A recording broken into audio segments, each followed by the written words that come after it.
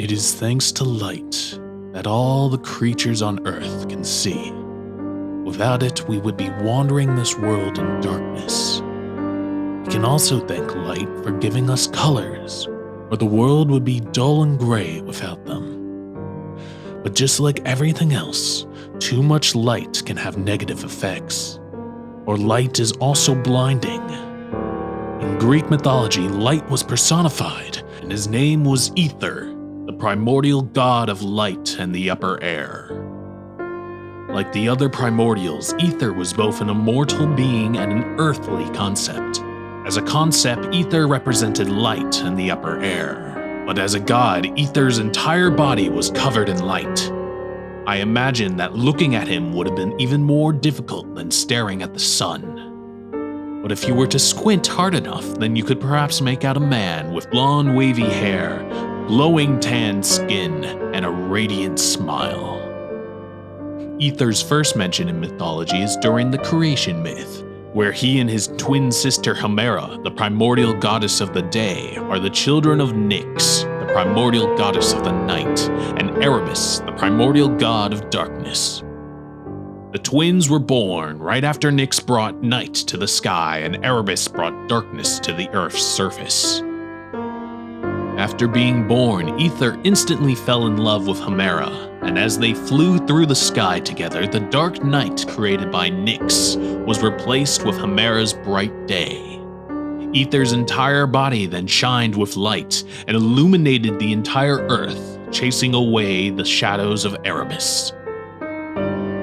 After spending time together as a family, Aether's parents, Nyx and Erebus, decided to make a home together in the pit of Tartarus. And while they invited their children to come with them, Aether had other plans. He truly enjoyed the sky, and so decided to make his home at its peak. So Aether flew to the very top of the sky and created a barrier which divided the highest point from the rest. This area became the upper air, while the rest of the sky became the lower air. The upper air held air only immortals could breathe, and was so far above land that if one were to drop an anvil from the upper air, it would take 9 days to reach the earth.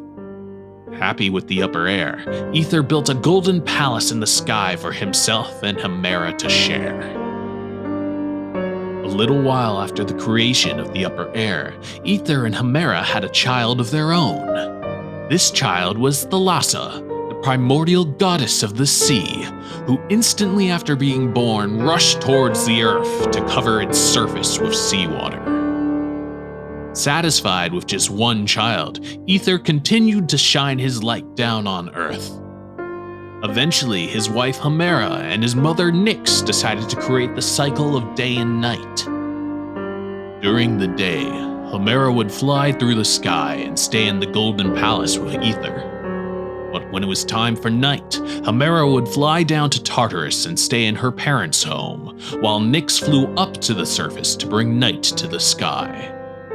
Also during the night, Aether would stop shining light down on Earth, allowing Erebus' shadows to dull the surface, thus creating the eternal cycle of night and day. Like most of the primordials, Aether wasn't mentioned much after the creation myth. He was important to mythology by fathering Thalassa, as well as being the first representative as a light/sun god. He would eventually be replaced by other light and sun gods such as Hyperion, Helios, and Apollo. But it's important to know who the first was, and so he shall be remembered on this channel. Well, there you have it. I give you the wild Greek mythology of Aether, the primordial god of light and the upper air. Hey, if you enjoyed my video, then please give it a thumbs up. There's plenty more videos about mythology, fairy tales, and folklore on the way, so make sure to subscribe and tap the bell icon so you don't miss out. Also, if you would like me to do a video on a subject or character within mythology, please let me know in the comments. Well, that's all for now. Cheers until the next wild mythology.